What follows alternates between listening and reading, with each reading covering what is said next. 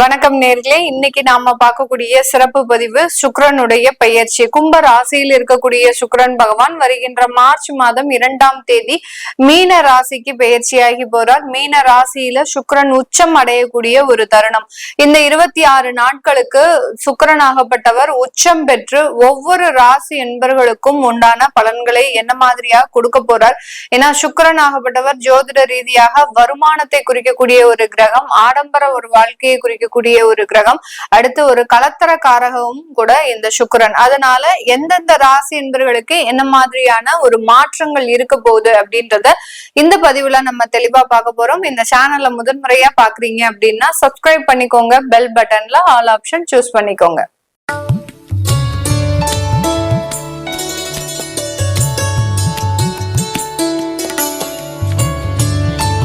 தனுசு ராசி என்பர்களுக்கு 4ஆம் இடத்துல சுக்கிரன் ஆகப்பட்டவர் உச்சம் பெற போறார். தனுசு ராசி என்பர்களுக்கு இந்த இடம் இந்த ஒரு மாதத்திற்கு பாத்தீங்கன்னா வீடு, வாகனம், சொந்த சொத்துக்கள் வாங்குறது, இன்வெஸ்ட்மெண்ட் சம்பந்தப்பட்ட முதலீடுகள், அடுத்து தொழில் ரீதியான முதலீடுகள், அடுத்து பாத்தீங்கன்னா பார்ட்னர்ஷிப் சம்பந்தப்பட்ட தொழில்கள், இதுல மாதிரியான சில விஷயங்கள்ல நிறைய ஒரு பொருளாதார வளர்ச்சிகள் இருக்கக்கூடிய ஒரு மாதமாக தான் இருக்க போகுது.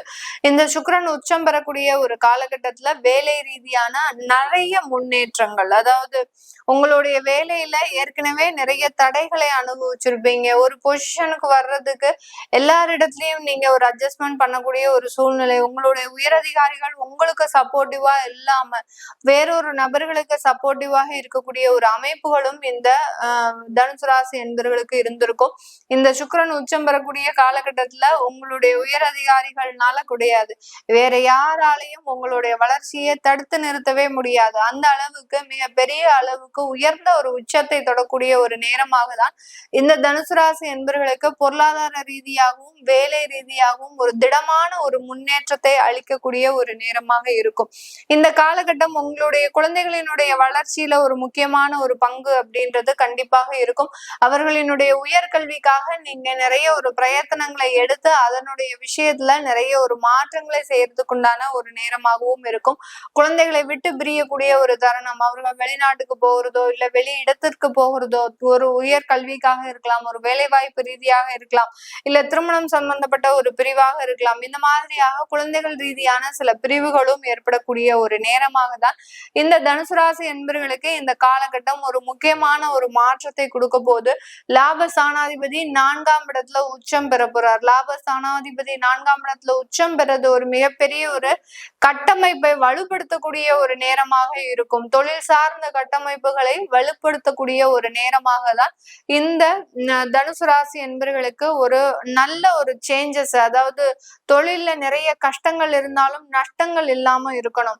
எவ்வளவு விதமான பிரச்சனைகளையும் இந்த தனுசு ராசி என்பவர்கள் சமாளிச்சிருவாங்க. ஆனா அந்த கடன் ரீதியான பிரச்சனை வந்துருச்சு அப்படின்னா இவர்களினுடைய மனநிலை சார்ந்த சில விஷயங்கள் பாத்தீங்கன்னா நெகட்டிவா போக ஆரம்பிச்சிடும்.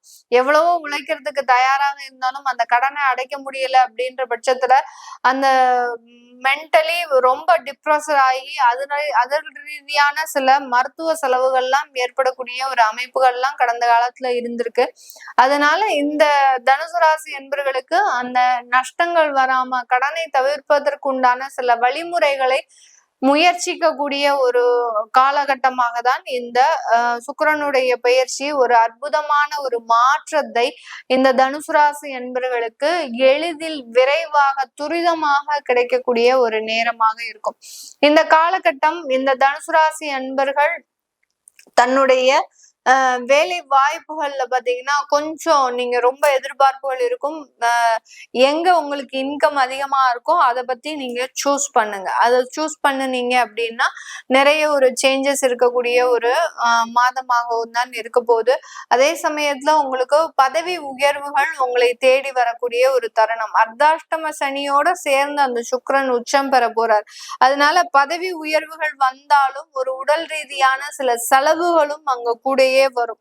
ஒரு திருஷ்டினே சொல்லலாம். அதாவது ஊர் மெச்ச உயரக்கூடிய ஒரு நபர் அப்படின்றது இந்த தனுசு ராசி என்பர்கள் தான். அதனால கண் திருஷ்டி, ஊர் திருஷ்டி, பக்கத்து வீட்டுக்காரங்க திருஷ்டி, இந்த மாதிரியாகலாம் எல்லா திருஷ்டியும் உங்களுக்கு வரக்கூடிய ஒரு மாதமாக தான் இருக்கும். அதனால ரொம்ப கேர்ஃபுல்லா வெளியிடத்துல போகும்போது வரும்போது, அர்த்தாஷ்டம சனியோட சேர்ந்து அந்த சுக்கிரன் உச்சம் பெறும்போது இந்த மாதிரியான சில விஷயத்துல ரொம்ப கேர்ஃபுல்லா இருக்கணும்.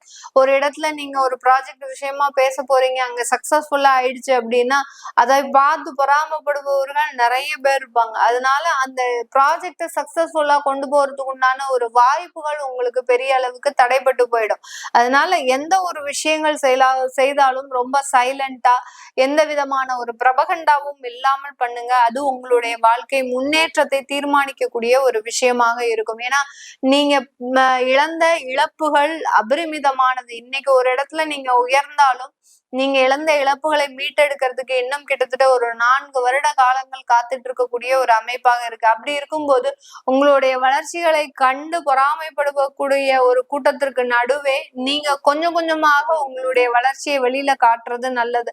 அவசரப்பட்டு நானும் மீண்டும் வந்துட்டேன் அப்படின்னு சொல்லி காமிச்சீங்க அப்படின்னா அதனால சில பிரச்சனைகளும் உங்களுக்கு உடல் ரீதியாக, மன ரீதியாக வருவதற்குண்டான ஒரு அமைப்புகள் இருக்கு.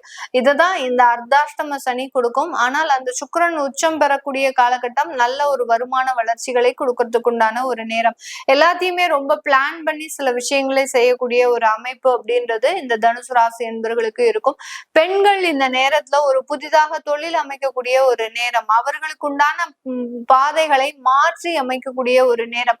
எப்போதுமே நம்ம வீட்டுலயும் பார்த்துட்டு வெளியிலயும் ஒர்க்குக்கு போய் இதனால சில நிறைய ஒரு பிரச்சனைகளை அனுபவித்து கொண்டிருக்கின்ற இந்த பெண்களுக்கு இந்த நேரம் ஒரு சாதகமாக உங்களுக்கு உண்டான சில திறமைகளை கொண்டு வந்து அதற்குண்டான நிறைய தொழில் வாய்ப்புகளை கொடுக்கறதுக்கு உண்டான ஒரு நேரமாக இருக்கும். அரசாங்கத்துல இருந்தே உங்களுக்கு தொழிலுக்கு உண்டான சில நிதி உதவிகள்லாம் செய்யறதுக்கு உண்டான ஒரு அமைப்புகள் அப்படின்றது இந்த தனுசு ராசி பெண்களுக்கு ஒரு சாதகமாக இருக்கக்கூடிய ஒரு அமைப்பாக இருக்கு. வெளியூர் வெளிநாட்டுல இருக்கக்கூடியவர்கள் இவர்கள் செய்யக்கூடிய தொழிலையும் சரி வேலையிலையும் சரி அதிகப்படியான இரட்டிப்பு வருமானத்தை பெறக்கூடிய ஒரு நேரமாக இருக்கும். தனுசு ராசி நபர்களுக்கு வெளிநாட்டுல இருக்கக்கூடியவர்களுக்கு இந்த மாதம் மிகவும் ஒரு சிறப்பு வாய்ந்த ஒரு மாதமாக இருக்க போகுது. ஏன்னா கடந்த 7.5 சனி, அடுத்து பாத்தீங்கன்னா ராகுவினுடைய டிரான்சிட், இது எல்லாமே இவர்களை உண்டு இல்லைன்னு ஆக்கியிருக்கும். பெரிய அளவுக்கு பிரச்சனைகள், பெரிய அளவுக்கு நிதானம் தவறி தவறான ஒரு முடிவை எடுத்த ஒரு விஷயங்கள்,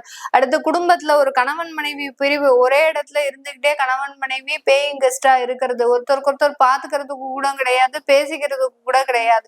இந்த மாதிரி ஆகலாம். வெளிநாட்டுல இருக்கக்கூடியவர்கள் தனிமை வாய்ந்த ஒரு சிறையில அடைத்தா எந்த அளவுக்கு ஒரு வலியும் வேதனையும் இருக்குமோ அதுக்கு நிகரான ஒரு வலியையும் வேதனையும் அனுபவித்துக் கொண்டிருப்பவர்கள் இந்த தனுசு ராசி என்பவர்கள், வெளிநாட்டுல இருக்கக்கூடியவர்கள். இவர்களுக்கு இந்த சுக்கிரனுடைய பயிற்சி அபரிமிதமான ஒரு வாழ்க்கை முன்னேற்றத்தையும் பொருளாதார முன்னேற்றத்தையும் பொருளாதார வளர்ச்சிகளையும் கொடுக்கக்கூடிய ஒரு தருணமாக தான் இருக்க போகுது.